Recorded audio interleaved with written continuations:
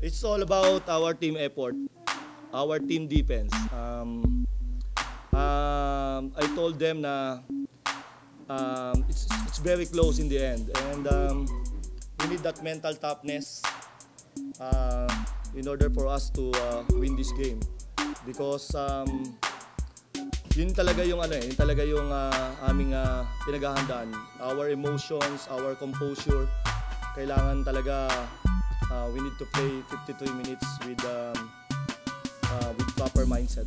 I think may kahalong swerte na rin, but you know, si Paul Lee and Mark Pingris, they have a big heart, and also the whole team, even Ian Sangalang, Mark Baroka, Rapi Rabies, doing a good job on Japet Aguilar.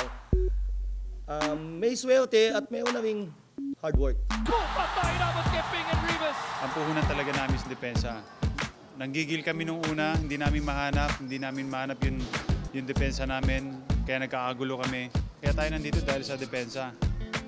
So, ibalik lang natin. Huwag niyong hanapin din yung mga tira nyo, yung din sinasabi ko siya. Huwag niyong hanapin dahil lalabas din yan.